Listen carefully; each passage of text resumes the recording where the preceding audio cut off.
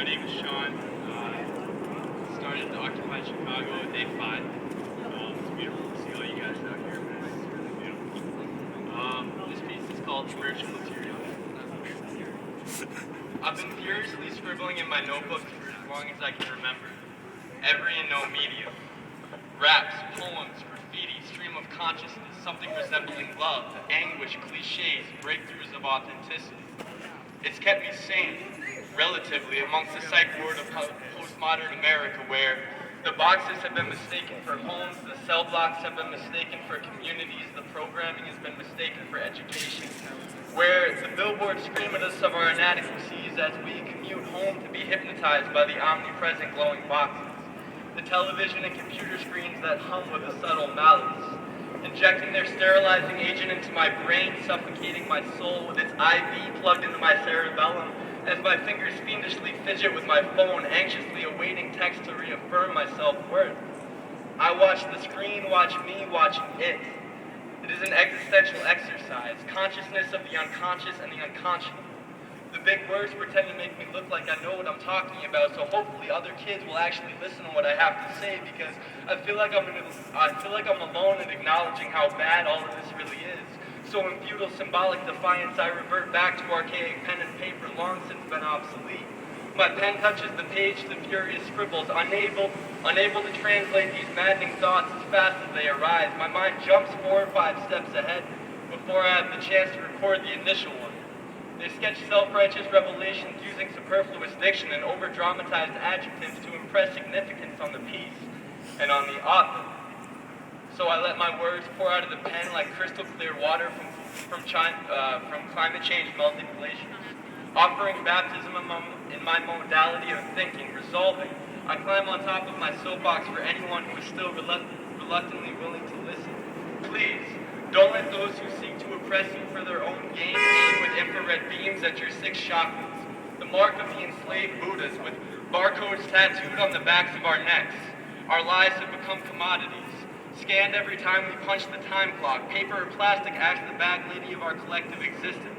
Plastic thoughts for plastic souls, disposable, unclosable, unholy, unconnected yet constantly plugged in with wires hanging out of our ears as we sleepwalk down the street, and with internet intermediaries that mediate quote-unquote social interactions. Baby girl, the totality of you cannot be captured by a profile pic. The depth of your thoughts cannot be contained in 140 characters. No one has 653 friends, and you are so much more beautiful and fascinating in real life. As my attention-deficient mind bounces rapidly from highlight reels lionizing blood sports to warmongering job interviews for warmongering fundamentalists to silicone celebrity worships reading psalms and gospels and Cosmo and glamour to the spectacle of an orange spray tan train wreck unfolding for our viewing displeasure from the comfort of our couches, the cognitive dissonance of simultaneous repulsion and admiration.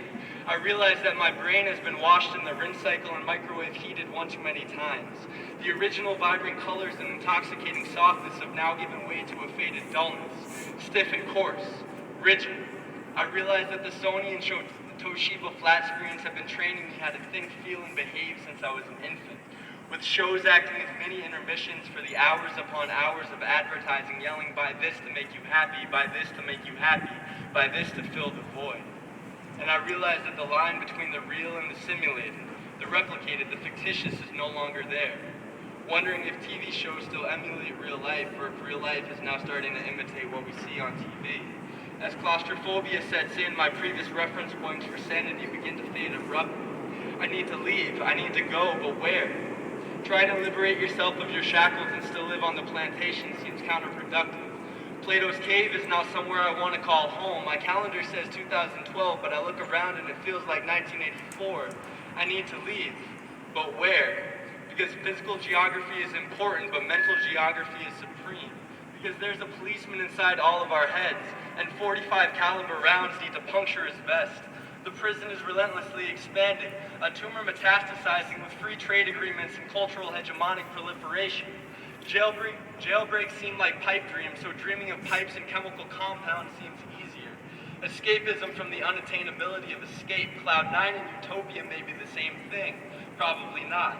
One requires hard work, struggle, community building, self-love, and action, where the other only needs 20 bucks, dirty needles, and resin-filled glass, exacerbated by familial dysfunction of activists and repressive regimes who say egalitarianism was invented by an acid trip in the 60s. It is not legitimate. Do not trust them. Do not trust yourself. Listen to me. I have the answers. Eat this food with genetic modification. Now buy our pharmaceutical treatments to kill the cancer that it just gave you. Keep calm and carry on, the ironic motto of our times. Nothing is wrong. Everything is fine. Go to work. Go to school. Drive your car. Chase the cool. Shop, shop, shop. Spend all your money on things that you don't need. Obey the law. Get drunk on weekends to forget about your past week. Ignore the person on the sidewalk sitting next to you asking for help. Stay isolated, alienated, unhappy, empty, act normal. Nothing is wrong. Everything is fine. Those people protesting overseas are terrorists. Those people protesting downtown are terrorists. Artists, musicians, and dancers are losers, misfits, and need to grow up. You'll never be our definition of successful doing what you love. It's okay to kill your soul little by little every time you wake up for that job that you hate. Everyone else does it. Your parents and your friends do it, and they will reinforce that you'll never be successful doing what you love. Listen to me. You don't even know what you love because you don't even know who you are. But here, I can sell that to you. Choose your persona to express your need for individuality through conformity, choice 1. Ironically detached hipster, choice 2. Stoner festival kid, choice 3. Whatever new subculture is being sold to the kids in the suburbs this week. Buy your uniform from Urban Outfitters, Karma-Luke, and American Apparel. Buy all the necessary supplementary accessories to construct your image and to fit in. When the box that you placed yourself into goes out of style, buy the new model every 18 months. Moore's law of social identity. Repeat after me. Nothing is wrong. Everything is fine. Raise your hand. Do as you are told. Follow the path that we have laid out for you. Oh shit, this is Now see, I can't tell if I'm crazy or if it's all of you. But nah, man, this is us. Because I think we've forgotten how to be human beings. We're called Generation Y because we're clueless and we have no answers, no reasons. Most significantly, we're clueless that there's even a question. Filling in the bubbles left all the children behind. But the bubbles burst a long time ago economically and in our soul. All I'm asking is, where did our souls go, man? Where is my soul? The insane asylum of the Star-Spangled Empire is easily distinguishable once the inmates stop taking their medication. Once we stop listening to the orderly and stop staring at those glowing screens. We see that our designer clothes are our straitjackets and that our credit cards are our owners. The white padded walls become easier to make out and the fence around the campus slowly comes into focus. But for me, it's time to leave because I'm out of my mind.